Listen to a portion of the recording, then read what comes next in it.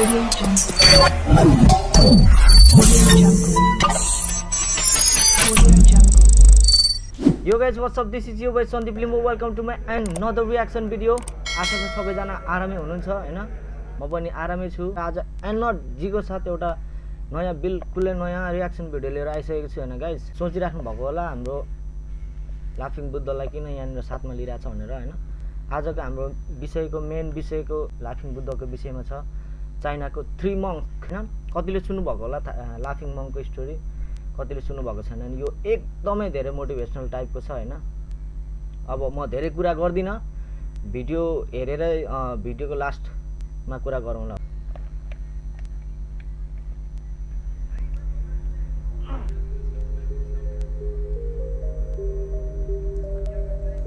बहुत समय पहले की बात है।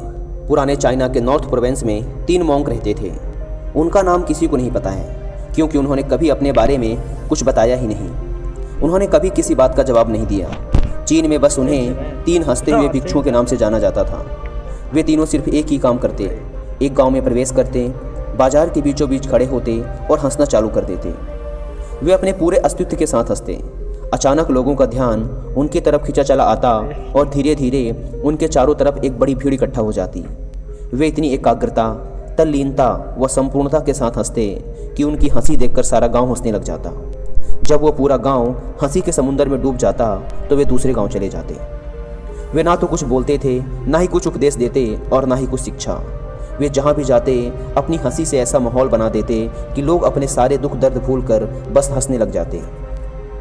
धीरे धीरे चाइना के लोग उन्हें बहुत प्यार करने लगे और वो पूरे चाइना में फेमस होते गए 3 लाफिंग मॉन्क के नाम से। चाइना के लोग उन्हें बहुत प्यार करते, उनका सम्मान करते। इससे पहले और उनके बाद भी कभी किसी ने इस तरह से प्रचार नहीं किया कि जीवन केवल एक हंसी होना चाहिए और कुछ नहीं। वे विशेष रूप से किसी पर नहीं हंसते थे। वे बस हंसते थे जैसे कि उन्होंने ब्रह्मांडी मजाक को समझ लिया हो, जैसे कि उन्होंने ईश्वर के मजाक को समझ लिया हो। और उन्होंने एक शब्द का उपयोग किए बिना पूरे चाइना में इतना आनंद फैलाया जितना आज से पहले किसी ने ना फैलाया था। लोग उनका नाम पूछते लेकिन वे बस हंसते, तो यह उनका नाम बन गया 3 हंसते हुए भिक्षु, 3 लाफिंग मॉन्क्स।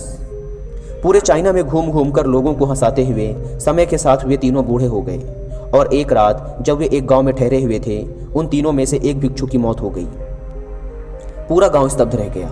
पूरा गांव बहुत ज़्यादा उम्मीद कर रहा था, क्योंकि उन्हें लगता था कि जब उनमें से एक की मृत्यु हो गई होगी तो बाकी 2 जरूर रोएंगे। यह देखने लायक होगा, क्योंकि किसी ने भी कभी इन लोगों को रोते हुए नहीं देखा था। जब सुबह हुई तो पूरा गांव इकट्ठा हुआ, लेकिन दोनों भिक्षु तीसरे की लाश के पास खड़े जोर जोर से हंस रहे थे। ऐसी हंसी जैसी उन्होंने आज से पहले कभी ना हंसी हो। गांव के कुछ बड़े बुजुर्गों ने उन्हें समझाने की कोशिश की कि यह आपका साथी था और इसकी मृत्यु पर आपको हंसना नहीं चाहिए। तब उस दिन पहली बार उन भिक्षुओं ने लोगों से बात की और कहा, हम हंस रहे हैं क्योंकि यह आदमी जीत गया है। हम हमेशा सोचते थे कि पहले कौन मरेगा, लेकिन इस आदमी ने पहले मरकर हमें हरा दिया। हम अपनी हार व इसकी जीत पर हंस रहे हैं। इसके अलावा यह कई वर्षों तक हमारे साथ रहा। हम एक साथ हंसे, हमने एक दूसरे की मौजूदगी, उपस्थिति का आनंद लिया। उसे अंतिम विदा देने का इससे बेहतर तरीका और क्या हो सकता है। हम केवल हंस सकते हैं। लेकिन पूरा गांव उदास था। जब मृत भिक्षु के शरीर को अंतिम संस्कार के लिए चिता पर लिटाया गया तो सारे गांव वालों को एहसास हुआ कि शेष 2 भिक्षु केवल मजाक नहीं कर रहे थे, वह तीसरा जो मृत था वह भी हंस रहा था। चीन में यह प्रथा थी कि जब एक इंसान की मृत्यु हो जाती थी तो उसके पुराने कपड़े उतारकर उसे नहला धुलाकर उसे नए कपड़े पहना दिए जाते थे। लेकिन मरने से पहले उस भिक्षु ने अपने साथियों से अपने कपड़े ना बदलने के लिए कहा था। तीसरे भिक्षु ने कहा था, मुझे स्नान मत करवाना, क्योंकि मैं कभी अशुद्ध हुआ ही नहीं। मेरे जीवन में इतनी हंसी आई कि कोई अशुद्धता जमा ही नहीं हो सकती थी। मैंने कोई धूल जमा नहीं की है। हंसी हमेशा युवा और ताज़ा होती है, इसलिए मुझे नहलाकर मेरे कपड़े मत बदलना। जब उस तीसरे भिक्षु के शरीर पे आग लगाई गई तो गांव वालों को पता चला कि उस भिक्षु ने मरने से पहले अपने कपड़ों में कुछ पुराने चीनी पटाखों को छिपा रखा था, जो आग लगने के बाद फटकर आसमान में रंग बिरंगे कलरों में फैल गए। और यह देखकर एक बार पूरा गांव जोर जोर से हंसने लगा। तो इस तरह से वह तीसरा मॉन्क मरने के बाद भी सारे गांव वालों को हंसा गया। और यह देखकर शेष दोनों भिक्षुओं ने कहा, चालाक आदमी, तुम मर चुके हो, लेकिन तुमने हमें एक बार फिर हरा दिया। तुम्हारे द्वारा गांव वालों के चेहरों पर पैदा की गई यह हंसी आखिरी हंसी थी।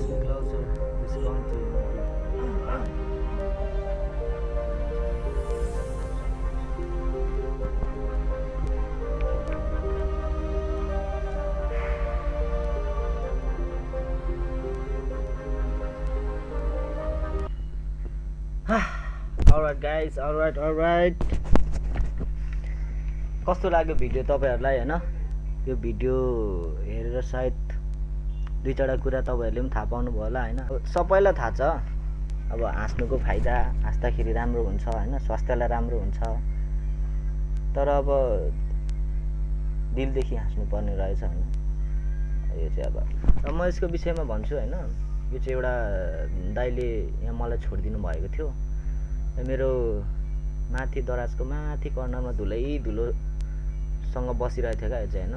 अनि लाफिङ बुद्ध भनेर भन्थ्यो होइन।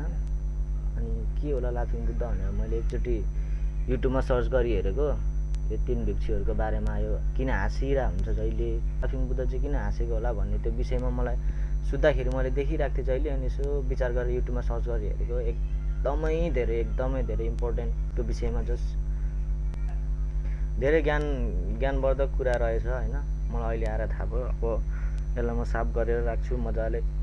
त्यही हो मैले भन्ने कुरा, त्यही हो होइन।